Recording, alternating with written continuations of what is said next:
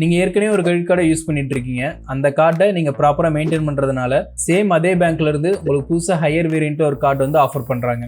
இப்போ உங்ககிட்ட ஆல்ரெடி இருக்கிற கார்டை இந்த நியூ கார்டுக்கு அப்கிரேட் பண்ணிக்கலாமா, இல்லை இந்த செகண்ட் ஆஃபர் பண்ணுற கார்டையும் வாங்கிட்டு ரெண்டு கார்டையுமே யூஸ் பண்ணிக்கலாமா?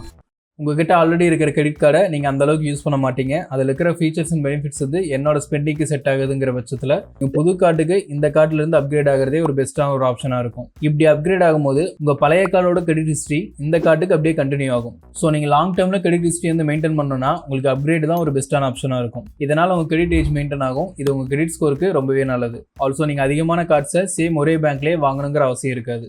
சப்போஸ் நீங்கள் ஏற்கனவே வச்சிருக்க கிரெடிட் கார்டோட ஃபீச்சர்ஸ் அண்ட் பெனிஃபிட்ஸும் இப்போ புதுசாக வாங்க போகிற கார்டோட ஃபீச்சர்ஸ் அண்ட் பெனிஃபிட்ஸ் ரெண்டுமே உங்களுக்கு வந்து சூட் ஆகுங்கிற பட்சத்தில் நீங்கள் தாராளமாக அந்த கார்டை புதுசாகவே அப்ளை பண்ணி யூஸ் பண்ணிக்கலாம். அதனால் எந்த ஒரு ப்ராப்ளமும் கிடையாது. ஆனால் இந்த கார்டை நீங்கள் புதுசாக இருக்கிறதுனால உங்கள் கிரெடிட் ஸ்கோரில் புதுசாக ஒரு அக்கௌண்ட் வந்து ஓப்பன் ஆகும். இதனால் உங்களோட ஆவரேஜ் ஏஜ் ஆஃப் கிரெடிட் வந்து குறையும். இது ஷார்ட் டேர்மில் உங்களோட கிரெடிட் ஸ்கோர் கொஞ்சம் அஃபெக்ட் பண்ணாலும் லாங் டேர்மில் உங்களுக்கு பெருசாக எந்த விதமான ஒரு பாதிப்பும் இருக்காது. சப்போஸ் நீங்கள் புது கார்டுக்கு அப்கிரேட் ஆகாமல் செகண்ட் கார்டை வாங்கிட்டு ஃபர்ஸ்ட் கார்டை நீங்கள் க்ளோஸ் பண்ணீங்கன்னா என்ன ஆகுங்கிறத அடுத்த சார்ஜ் தெளிவாக பார்க்கலாம்.